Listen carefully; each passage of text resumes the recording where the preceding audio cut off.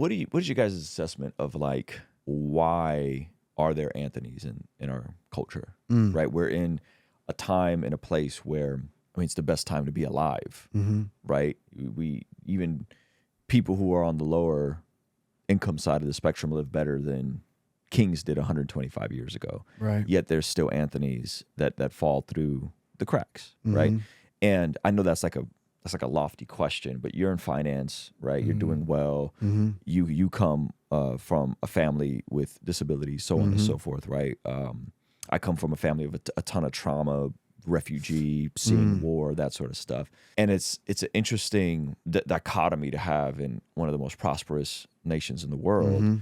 And so what would you ascribe it to? Because I have so many thoughts and so many, questions about like how do we get here? You know, Michael and I talked about it last night. You remember we were talking about choices? Yeah. Yeah. I mean, I think you would really serve this answer well right here. Yeah, so I've thought about that before because I've had some friends that go through some difficult times, had battling addiction, things of that sort. So, but we've come up together in similar ways, right? Went to high school together, middle school together. So I've thought about this where it's like there can be like one decision or one choice that can totally turn your life, upside down or take you on a totally different path, right? So like. I think that's why I have like a lot of empathy for, people that may be in a rough place just because, I have loved ones that are in a rough place. And it's like I could be there with one decision and, also vice versa, right? With Anthony, hopefully like this gets him back on the right track just based on one choice of him going to rehab. That's right. And him, trying to do the right thing. So it's like really the grace of God, for us that we're here and that we were able to make the choices that we make, but it's also a responsibility for us to also reach out and help those that may have made one wrong choice or, slipped through the cracks and, failed, because we've all failed in different areas, right? It's just so happens that this individual, whatever mistake they made, impacted their life that drastically. Well, and with Anthony specifically, and you heard Michael talk about this, his mother died. And so I found this out because I was asking a question to Anthony. I was like, hey, man, tell me what you had going on before all of this. Owned a home, owned a business, had employees. One moment, his hero in his life dies. And he begins to spiral. And that spiral, in the vortex of that, bad choice here, broken relationship here, and he gets to a place where he hits utterly rock bottom. But then, much like the prodigal son, tries to figure a way to strategize out of it, only digging the hole even deeper. And somewhere in the midst of the human heart is a longing to fulfill the void that's within all of us. And we all try different things. I just think sometimes those decisions we make are more costlier than others. And what Michael and I were talking about is we're all the product of our choices, but also sometimes we're the product of our environment because we don't know how to make that right choice because we weren't nurtured or natured in a way that allowed us to have the filter to be able to make right choices. So a lot of times it's a compounding effect. And for Anthony, that's what it was. It was a compounding effect of a lot of things that began with heartbreak and heartache. The tricky part about choices is you don't know that this is a fork in the road choice or a death by 1,000 cuts choice. And you could make a left when you should have made a right, and then that literally can derail everything. I think another thing I think about is how people react differently to traumatic events that happen to them. So you could have two brothers, twins, same household, same family, dad's an alcoholic, abusive to the mom. One brother grows up, never drinks alcohol, never is abusive to women. The other brother grows up and follows the father's footsteps, right? You have these like scenarios. And it just goes to show that like people react to external situations different, to environment, to tragedy. Yes. Sometimes tragedy happens and it fuels you to make situations better. Sometimes tragedy happens and it breaks you.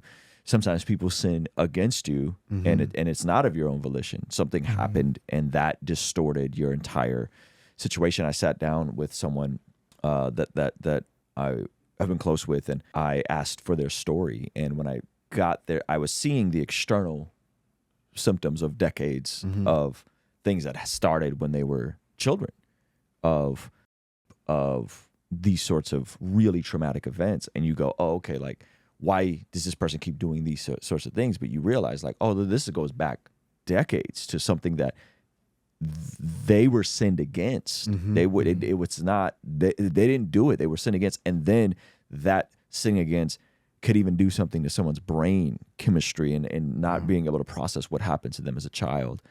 And then what choices are there if you're in an environment where you're being sinned against, right? And so I think understanding that it's not, it could be a multifaceted issue. Right. And so I guess my heart, and I talk a lot about this, is if we actually have a view of how complex all this is, then to me, I go, we're the servants with the 5 talents, right? We're the servants that for whatever reason, the bad and the good things that happened to us didn't destroy us. And so shouldn't we then be intentional to care for the least of these, right? To care for the lost son, to be present, to be engaged. And I think it's tricky, right? Because there's this like tension that we live in of like, is the church too big? Are you too successful in finance? Is it too much, right? But the reality is, like, if we point towards Jesus and we actually utilize our time, talent, and treasure, our resource, to care for the least of these. That chapter in Matthew 25, I talk about it all the time, but it's in this apocalyptic section of the Bible. Matthew 24 is about all this crazy stuff, the destruction of the temple and or the second coming, right? And then it goes into Matthew 25, the wise and the foolish virgins is the first parable, then the parable of the talents, and then it's about Jesus coming back and separating the sheep from the goats. And he says, what you've done to the least of these, you've done unto me. When I was naked, you clothed me. When I was homeless, you fed me. And so I think of all of that, like living with the imminency of Christ in mind should look like us using our time, talent, and treasure to care for the least of these. And this isn't a salvific issue. This is, to me, a stewardship issue. So when I'm hearing your guys' story, I'm hearing stewarding of platform, of a massive sized church. I'm hearing stewarding of your personal finances and resources. This wasn't a ministry fund. Like, this is you taking whatever excess money you have, buying extra food, and just having it in the car. And also not just giving money, but giving them food. That's right? So I love all that. So I would love to kind of hear your guys' thoughts on that. Is like, you're doing well, you're 29, you're in finance. Obviously, you pastor a big church. What do you guys make of all that? Well, there's a lot of layers to unpack, but I would say, for example, when we talk about trauma and we talk about pain in the lives of people, we oftentimes think about in the present, such as this happened to me in my life, but we don't even think about in utero. So I have a son that was adopted from Africa, born in a hut. There's so much that went into the trauma in pregnancy that deals with what we would call brain mapping, neurological pathways in the brain for decision making. But if we really believe in a God that can heal all things, taking victims and make them victors, we understand that there's a God that uses our pain and turns it for a greater good of purpose. It's Joseph that looks at his brothers and go, hey, you meant to kill me, but God actually sent me here, made me second in command to actually save your life. But we never see this. See, everybody wants the palace, but they don't want the pit. Joseph ended up in a pit, Potiphar's house, prison, but everybody wants to be elevated into palace situations, but don't realize that the pain of the pit and the prison and Potiphar's house was the building of what was necessary to actually be in a place of stewardship, to put grain silos all across Egypt so people wouldn't die trying to get food. You with me? And so when you begin to think about stewardship, God gives you giftings, but a lot of the giftings, see, here's the deal. Everybody wants to be elevated.